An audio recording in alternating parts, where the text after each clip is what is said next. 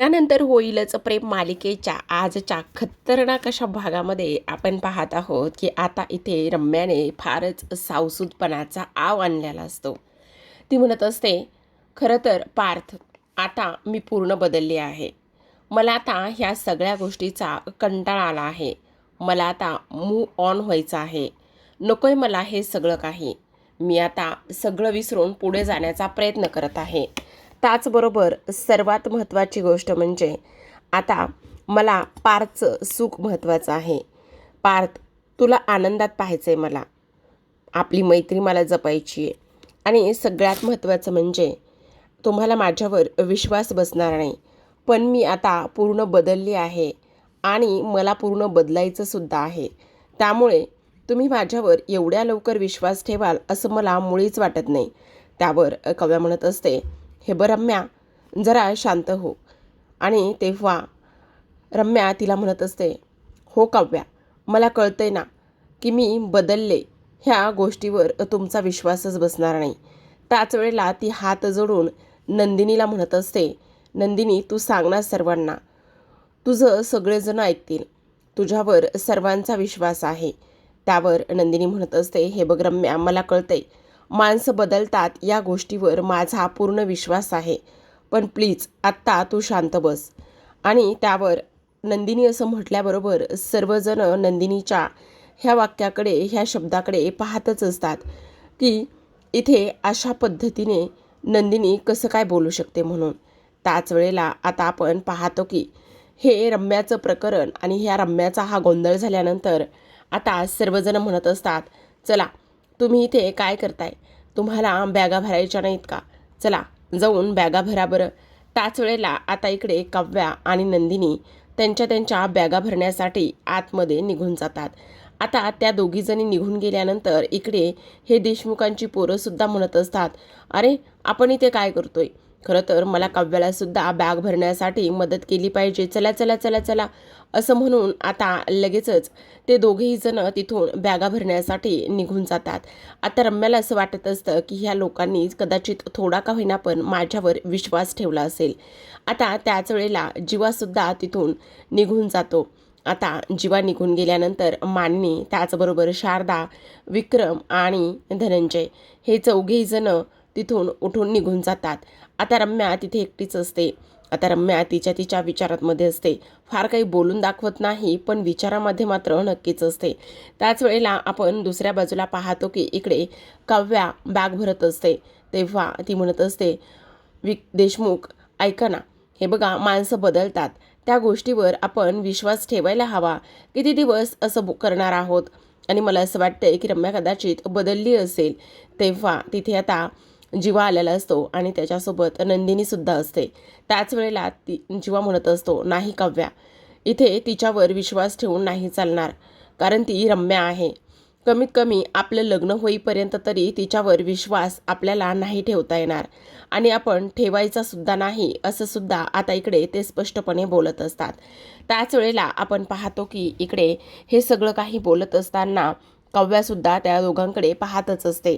त्याच वेळेला आपण पाहतो की आता इकडे सगळ्यात महत्त्वाची गोष्ट म्हणजे वसू आणि त्याचबरोबर रम्या ह्या दोघीजणी बोलत असतात. आता इकडे वसू म्हणत असते, बघितलंस रम्या, मी तुला सांगत होते ना, आता त्यांच्या लग्नाची गोष्ट इथे सुरू आहे. त्याच वेळेला रम्या म्हणत असते, हो आई, बघितलं ना मी आत्ता, त्यांचा पुनर्विवाह मिलन सोहळा इथे डबल होणार आहे. ही कल्पनाच किती सुंदर आहे ना. त्यावर आता इकडे वसू म्हणत असते, काय सांगतेस तू रम्या? पुनर्विवाह मिलन सोहळा म्हणजे? अगं हो आई, ती लोक डबल पुन्हा एकदा नव्याने लग्न करणार आहेत. काय? हो, म्हणजे बघ ना, ही कल्पना किती सुंदर आहे. ही कल्पना आणि ह्या सर्व गोष्टी पाहिल्यानंतर, अनुभवल्यानंतर मला तर फारच आनंद झाला, असं सुद्धा आता इथे रम्या बोलत असते. आता हे सगळं काही बोलल्यानंतर इकडे वसू म्हणत असते, पण रम्या, मला एक गोष्ट सांग, तू त्यांना विश्वास दिला आहेस ना की तू त्यांच्या बाजूने आहेस म्हणून? त्याच वेळेला आता इकडे रम्या म्हणत असते, मी माझ्या परीने पूर्ण विश्वास त्यांना दिला आहे. पण ते काही थोडी वेडेना थोडी आहेत की ते माझ्यावर विश्वास ठेवतील. अजिबातच नाही. तुला आई एक गोष्ट सांगू का? ते आत्तासुद्धा माझ्याबद्दलच चर्चा करत असतील. ते माझ्यावर विश्वास ठेवणं अशक्य आहे असं म्हटल्याबरोबर आपण दुसऱ्या बाजूला पाहतो तर इकडे आता ही लोक रम्याबद्दलच विचार करत असतात, रम्याबद्दलच चर्चा करत असतात. त्याच वेळेला आता इकडे पार्थ म्हणत असतो, हे बघा नंदिनी, मला असं वाटतंय चांगुलपणा किती दाखवायचा आणि किती नाही ते आपल्या हातात आहे. काही जरी झालं ना तरीसुद्धा इकडे त्या रम्यावर विश्वास आपण नाही ठेवू शकत, कारण ती रम्या आहे. रम्या बदलणं शक्यच नाही. त्याच वेळेला आता इकडे नंदिनी म्हणत असते, पण मी काय म्हणते, हे बघा पार्थ, माणसं बदलतात, त्या गोष्टीवर तरी आपण इथे विश्वास ठेवला पाहिजे ना.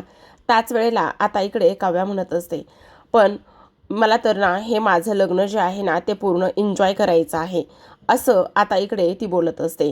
त्याच वेळेला जीवासुद्धा म्हणत असतो, हो त्या रम्यावर फोकस नाही करायचा आहे. आणि तुम्हाला एक गोष्ट सांगू का, तिच्यावर विश्वाससुद्धा मला ठेवायचा नाही आहे. काही जरी झालं ना तरीसुद्धा ती बदलेल हा विश्वास आणि ही गोष्टच आता नाही आहे. त्याच वेळेला आता इकडे पार्थ म्हणत असतो, बरं मला एक गोष्ट सांगा, आपण टॉस करूया, रम्या इथे बदलली ह्या गोष्टीवर कोणाला विश्वास आहे? त्याच वेळेला आपण पाहतो की इकडे कोणीही हात वर करत नाही. मग आता पार्थ म्हणत असतो, बघितलं, मी तुम्हाला म्हटलं ना की रम्या बदलणार नाहीये आणि त्याचबरोबर तुम्ही कोणीही तिच्यावर विश्वास ठेवू शकत नाही असं आता इकडे पार्थ बोलत असतो. त्याच वेळेला आता इकडे ह्या दोघींनाही माहेरी जायची गडबड असते. आता इकडे काव्या म्हणत असते, चला चला चला, आपल्याला तर आता जायचं आहे, कारण आता पिया के घर जल्दी ही लोट आना है असं म्हणतच आता हे दोघेही जण त्यांच्या बॅगा उचलतात आणि बाहेर घेऊन येत असतात. आता दोघांनीही बॅगा उचलून बाहेर आणल्यानंतर आपण पाहतो की इकडे लगेचच नंदिनी मानिनीला मिठी मारते. त्याच वेळेला इकडे काव्यासुद्धा मानिनीला मिठी मारत असते. आता ह्या दोघांचेही थोडे हलके सलके इशारे हे सुरूच असतात, म्हणजे कसे त्यांना त्या दोघींची आठवण येईल, कशा पद्धतीने हे सगळं काही होईल, ह्या सगळ्या गोष्टी ते ते करत असतात. आता इकडे विक्रमला सुद्धा फार आठवण येणार असते त्यांच्या सुनेची, पण असो, एका ह्या क्षणानंतर त्यांच्या आयुष्यामध्ये नंतर आनंदच येणार आहे, ही गोष्ट सुद्धा तेवढीच महत्त्वाची आहे. आता इकडे हे सगळे जण जाताना आशाने खूपच सुंदर असा त्यांचा फोटो एक क्लिक केलेला असतो आणि फोटो क्लिक केल्यानंतर त्या मेमरी त्या इथे सेव्ह करून ठेवत असतात. आता हे सगळेजण हे निघून जातात, म्हणजे नंदिनी, काव्या, त्याचबरोबर इकडे धनंजय आणि शारदा. आता ते सगळेजण निघून गेल्यानंतर जाता वेळेस काव्याने पार्थला फ्लाइंग किस दिलेली असते, त्याच वेळेस नंदिनीने सुद्धा फ्लाइंग किस दिलेली असते. आता गेलेल्या ह्या दोघींच्याही वाटेला पार्थ आणि जीवा डोळे लावूनच उभं असतात. इकडे आता मानिनी म्हणत असते, चला चला, काय चाललंय काय, गेल्या त्या आता, चला असं म्हणून आता लगेचच इकडे सगळ्यांना फारच आनंद झालेला असतो. खरं तर आता मानिनी खूप जय्यत अशी तयारी करणार असते, ती म्हणजे दुसऱ्या दिवशी सकाळी कांदा पोहेची. आता इकडे काव्या मोहितेंच्या घरी निवांत झोपलेली असते. त्याच वेळेला काव्या म्हणत असते, ओ देशमुख, ओ देशमुख, उठा ना, काय करताय? पण आज देशमुख तुमच्या घोरण्याचा आवाज मला अजिबात आला नाहीये, बहुतेक तुम्ही घोरणं बंद केलंय की काय, असं म्हटल्यानंतर आता नंदिनी तिच्या बाजूला असते आणि नंदिनी म्हणते, काय चाललंय? आता काव्या डोळे उघडून पाहते तर समोर नंदिनीने इकडे फेस मास्क लावलेलं असतं आणि त्याच वेळेला काव्या म्हणते, ताई तू इथे, आणि काय हे? त्यावर नंदिनी लगेचच आता तो फेस मास्क बाजूला काढते आणि म्हणत असते, उठ ग काव्या, काय चाललंय तुझं? त्याच वेळेला आता काव्या तिच्यासमोर आरसा पकडते आणि तिचा चेहरा त्या आरशात दिसेल ह्याच पोझिशनमध्ये ती बरोबर पकडत असते. आता नंदिनी म्हणत असते, आता मला हा फेस मास्क काढून घ्यायची गरज आहे. त्याच वेळेला काव्या म्हणत असते, मग काय बाबा, आता एवढं ब्लश कोण करतंय? म्हणजे सकाळपासूनच मोहितेंच्या पोरीला इकडे देशमुखाच्या पोराची खूप आठवण येते वाटतं, म्हणजे बघ ना. त्यावर आता इकडे नंदिनी म्हणत असते, हो ते सगळं ठीक आहे, पण इकडे झोपेत सुद्धा तुला देशमुखच आठवत आहेत काय ग? देशमुखाच्या प्रेमात एवढी आंधळी झालीस की बाजूला कोण झोपले हे सुद्धा कळत नाही. त्याच वेळेला काव्या म्हणत असते, अगं माझं सोडगं ताई, पण तुझं काय चाललंय? तू तर इथे सकाळपासूनच तिकडे त्या सर्वांना आठवत आहेस बहुतेक. त्यावर नंदिनी लाजलेली असते. त्याच वेळेला काव्या म्हणत असते, अगं माझं सोडताई, पण एक मुलगी किती ब्लश करते हे सुद्धा इथे आता दिसून येतच आहे ना, तो ब्लश किती आहे हे सुद्धा मला इथे दिसतच आहे ना. असू दे ताई, आता आपण तिकडे जाणार आहोत ना, मस्त त्या दोघांची सुद्धा खूपच छान पद्धतीने खेचूयात आपण. पण तेव्हा काव्याचं लक्ष समोर ड्रेसिंग टेबलकडे जातं. त्या ड्रेसिंग टेबलवर इकडे जीवाच्या आवडीचा परफ्यूम असतो. त्याच वेळेला काव्या म्हणत असते, आहाहा! कोणीतरी कोणाच्या तरी आवडीचा परफ्यूम इथे मारलेला आहे. म्हणजे हे सर्व काही आठवणीत कोणीतरी केलेलं आहे. आ आ आ काय चाललंय, काय चाललंय?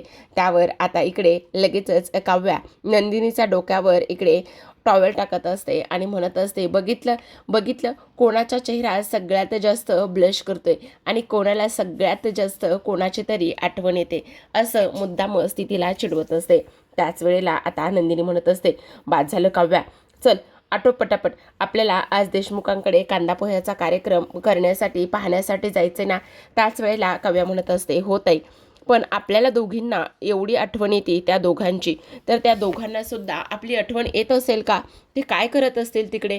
त्यावर काव्या म्हणत असते, हो ग ताई, त्या दोघांना सुद्धा आपली आठवण नक्कीच येत असेल. तर आता इकडे दुसऱ्या बाजूला देशमुखांच्या घरी पार्थ जो आहे ना, तो पेपर वाचत असतो. त्याच वेळेला मानेने चहा घेऊन आलेली असते आणि म्हणत असते, काय काय चाललंय काय इकडे? पार्थचं नेमकं चाललंय काय? इकडे आता ती बोलत असते. त्याच वेळेला मानिनी मुद्दामच त्याची थोडीशी खेचते आणि म्हणत असते, मग आता काय बाबा, रात्रभर बहुतेक कोणाला झोप आलेली नाही दिसत आहे. म्हणजे कोणीतरी ही कुस बदलून त्या कुशीवर, ती कुस बदलून ह्या कुशीवर, असंच कोणाचं तरी काहीतरी चालू होतं बहुतेक. कोणाचं आणि काय काय चालू होतं हे मला जरा कळेल का? त्याच वेळेला पार्थ मात्र लाजून लाल झालेला असतो. तो म्हणत असतो, नाही नाही, असं काही नाही आहे. त्याच वेळेला आता इकडे ती म्हणत असते, हो का, असं काही नाही आहे का? पण मला कळतंय ना कोण एवढं सगळं काही करत होतं. त्याच वेळेला आता पार्थ म्हणत असतो, आई काही काय, तू माझी मुद्दामून खेचतेस का?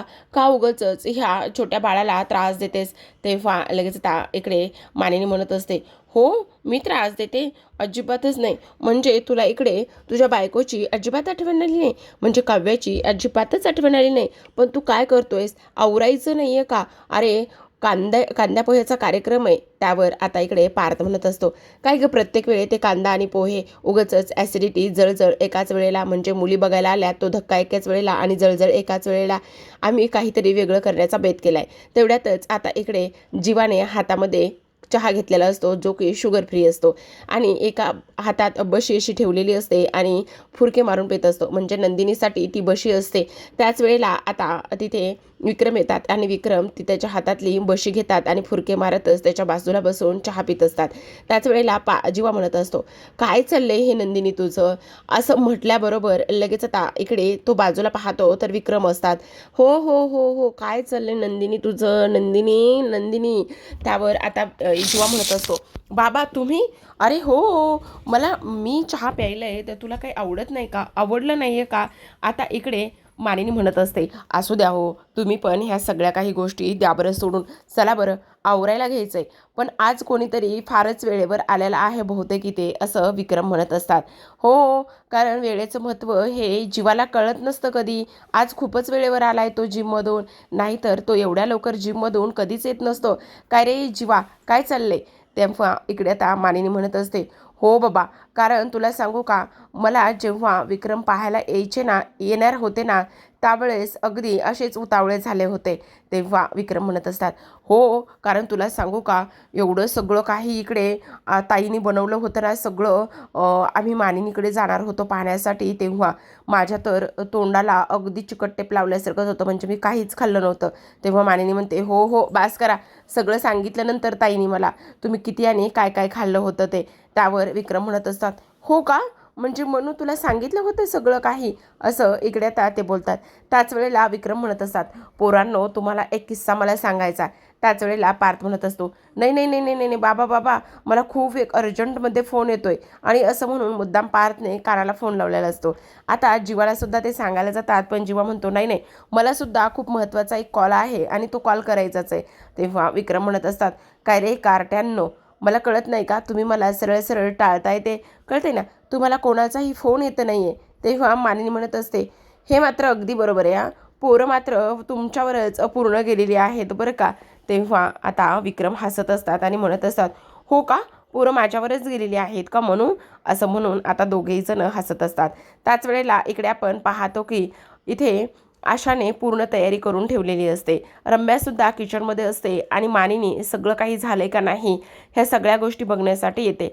आता इकडे मानिनीचं लक्ष रम्याकडे जाते आणि ती तिला विचारते की काय गं रम्या, तू काय करतेस? तेव्हा रम्या म्हणते, अगं मामी, पाहुणे येतील ना उन्हातून, मग त्यांना आल्याबरोबर सरबत द्यायला नको आहे का? म्हणजे मी कोकम सरबत बनवते, फ्रीजमध्ये ठेवते, म्हणजे ते आपसुकच थंड होईल, मग ते देता येईल.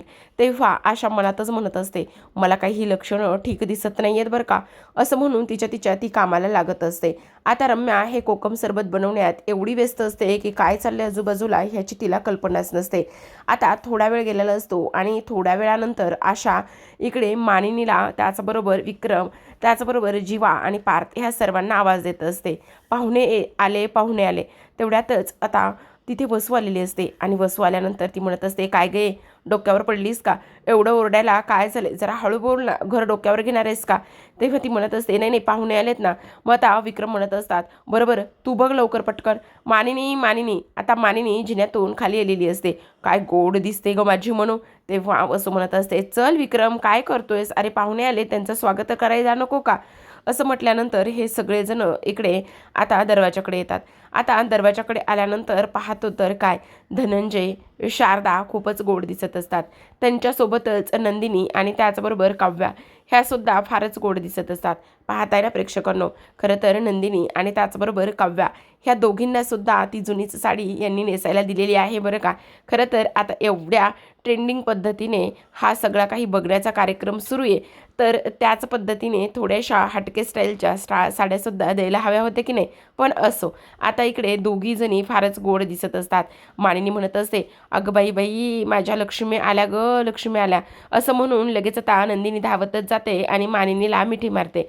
आता नंदिनीने मिठी मारल्यानंतर आता काव्यासुद्धा धावतच जाते आणि मानिनीला मिठी मारते आणि म्हणत असते, खरंच किती गोड दिसताय ग, माझ्या दोन्ही सुना खूप गोड दिसत आहेत.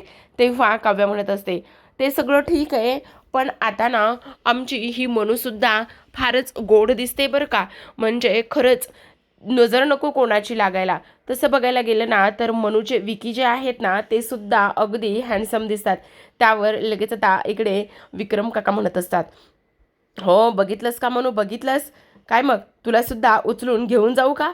आता लगेचच इकडे मानिनी म्हणत असते, काय चाललंय, तुम्ही सुरू झालात इथेच लगेचच, चला पटकन आतमध्ये जाऊन गप्पा मारूयात. त्यावर सर्वजण आता आतमध्ये सोफ्यावरती हॉलमध्ये जाऊन बसतात. खरं तर आता प्रेक्षकांनो इथे फक्त आणि फक्त हावभाव दाखवले आहेत बरं का. बराच वेळ हा काही जो चेहऱ्यांचे एक्सप्रेशन्स, त्याचबरोबर वरती जिन्याकडे पाहणे, इकडे खाली का पार्थच्या खोलीकडे पाहणे, काव्याचं आणि नंदिनीचं हे सुरू असतं. त्या सतत वरती आणि खोलीकडे पाहत असतात. विक्रम, मानिनी, धनंजय, त्याचबरोबर शारदा हे चौघी जण त्या दोघींच्या चेहऱ्याकडे पूर्ण बघत असतात. त्याच वेळेला वसूसुद्धा. आता काव्याचा थोडासा मूड ऑफ होतो, कारण आतापर्यंत ही लोक का आली नाहीत असं तिला वाटतं. आता विक्रम मात्र गालावर हात ठेवतात आणि हे सगळं काही आनंदानेच पाहत असतात. त्यांना सुद्धा हे सगळं काही त्यांनी अनुभवलेलं आहे आणि आता त्यांच्या नजरेसमोर त्यांच्या ह्या होणाऱ्या झालेल्या सुना ते अनुभवत आहेत, त्याचबरोबर त्यांच्या मुलाबद्दल. आता लगेचच विक्रम म्हणत असतात, हा, कोणतरी कोणाची तरी फारच आठवण काढते, कोणाला तरी फारच इकडे आठवण येते आणि कोणतरी वाट बघते. तेव्हा नंदिनी मात्र इकडे आता डोक्यावर हातच लावून घेते आणि हसत असते. हो ग बाई पोरींनो, येणार आहेत, तुमचे होणारे नवरे येणार आहेत, असं वसू म्हणत असते. आता इकडे सर्वांसाठी पाणी आशा घेऊन आलेली असते आणि काव्या इकडे पाहतच असते, कारण समोरून आता इकडे जीवा आणि त्याचबरोबर पार्थिला येताना दिसत असतात. कारण असं सांगितलेलं असतं की विक्रम आणि मानिनी, तुम्ही पटकन तुमच्या पोरांना आवाज द्या. आता त्याच वेळेला रम्या जी आहे ना ती कोकम सरबतसुद्धा किचनमधून ग्लास भरून घेऊन येत असते. पण तिथेच बाजूला उभा असलेल्या आशाने हे सर्व काही पाहिलेलं असतं. त्यामुळे आशा आता ह्या सगळ्या गोष्टींचा पर्दाफाश करणार असते. आता काव्या मुद्दामच नंदिनीला ॲटिट्यूडमध्ये बसायला सांगते, त्याचबरोबर एक बोट नाकावरून फिरवायला सांगते आणि नंदिनीसुद्धा जसं काव्या सांगेल त्याच पद्धतीने ती इथे करत असते. आता दोघीजणी पायावर पाय टाकून बसतात आणि ह्या दोघांकडे सुद्धा अगदी ॲटिट्यूडमध्येच बघत असतात. तर आता प्रेक्षकांनो इकडे पार्थ आणि त्याचबरोबर जीवा हे दोघेही जणे अक्षरशः आशा त्यांच्यासमोर येऊन उभे राहिलेले असतात. दोघेही जण फार लाजत असतात. जसं मुलगीला असते त्याच पद्धतीने हे दोघे लाजत असतात. नंदिनी तर फार गोड दिसत असते आणि हसत सुद्धा असते, कारण हा मुलाला बघण्याचा कार्यक्रम आहे आणि त्याचमुळे यांच्या चेहऱ्यावर ही लाजेची लाली पसरलेली असते. असो, उद्याच्या भागामध्ये आपण पाहतो की आता जे रम्याने कोकम सरबत आणलेला आहे ते कोकम सरबत आता इकडे जीवा नंदिनीला देतो. त्याच वेळेला नंदिनी इकडे जीवाला डोळा मारते आणि दुसऱ्या बाजूला पाहत सुद्धा इकडे आता लगेचच कोकम सरबताचा ग्लास जो आहे ना तो कव्याला देतो आणि कव्यासुद्धा पातला डोळा मारते आणि त्याच्या हातावरून हात फिरवत असते. तेव्हा आता इकडे जीवा म्हणत असतो, बापरे, आपल्याला बघायला आलेल्या पोरी मात्र खूपच आगाऊ आहेत बरं का, ह्या मोहितेंच्या पोरी फार आगाऊ आहेत, असं इकडे ते बोलत असतात. आता सर्वजण कोकम सरबत पित असतात. तेवढ्यातच आशा येते आणि म्हणत असते, थांबा, हे कोकम सरबत पिऊ नका. तेव्हा सर्वजण तिच्याकडे पाहतात. नंदिनी आशाकडे पाहते, कव्यासुद्धा पाहते, कारण नुकतेच कोकम सरबताचे ग्लास जे आहेत ना ते तोंडाला लावलेले असतात आणि आशा ऐन वेळेला तसं बोललेली असते आणि त्याचमुळे सगळेजण तिच्याकडे पाहतात. आता आशा अशी नेमकी का बोलली असेल असा प्रश्न सर्वांनाच पडलेला असतो.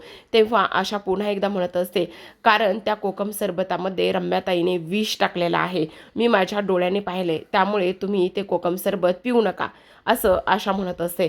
त्याच वेळेला मालिनी मात्र धक्का लागल्यासारखीच, शॉक लागल्यासारखीच आशाच्या ह्या बोलण्याकडे पाहते, कारण आतापर्यंत आशावर विश्वास ठेवण्यासारखी रम्यावर विश्वास ठेवण्यासारखी तिने काहीही कार्य केलेलं नसतं. पण आता हे कोकम सरबत बनवलंय, एवढी चांगली वागते, मग खरंच तिनं ह्या कोकम सरबतामध्ये विष टाकलं असेल का, असा प्रश्न आता इकडे सर्वांना पडलेला असतो. सर्वजण त्या कोकम सरबताच्या ग्लासाकडे पाहतच असतात. त्याच वेळेला रम्या म्हणत असते, नाही नाही, मी काही नाही केलेलं. आशा, काही काय बोलतेस? अगं वेडी आहेस का तू, मूर्ख आहेस का तू, उगच नाही त्या गोष्टी तू काय बोलतेस, मी नाही काही केलं, मी नाही काही केलं, असं म्हटल्यानंतर नंदिनी आता तिच्या समोर जाऊन उभी राहते, कारण आशा म्हटलेली असते की त्यांच्या खिशामध्ये अजून सुद्धा ती विषाची बॉटल आहे. आता नंदिनी जाते आणि तिने घातलेल्या ड्रेसला एक खिसा असतो, त्या खिशामध्ये हात घालते आणि त्यात ती बॉटल निघते, ज्या बॉटलमध्ये लाल रंगाचं पाणी असतं. आता ते विष आहे की आणखी काय आहे हे मात्र आपल्याला समजत नाही. आता नंदिनी ती बॉटल हातामध्ये घेते आणि रम्याला विचारत असते, हे काय आहे, जर तू काहीच केलं नाही तर ही बॉटल तुझ्या खिशामध्ये काय करते. त्याच वेळेला वसू मात्र तोंडावर हात लावूनच हे सगळं काही पाहत असते. म्हणजे ह्या सगळ्या गोष्टीमध्ये वसू सुद्धा मरणार होती की काय, असा प्रश्न तिला पडलेला असतो. बापरे, रम्या कधी काय करेल ना काहीच कळत नाही. मग आता हे फक्त ड्रामा होता तिचा का काय होतं, का अशात आता ह्या सगळ्या गोष्टीमध्ये अडकते, हे पाहणं इंटरेस्टिंग असतं.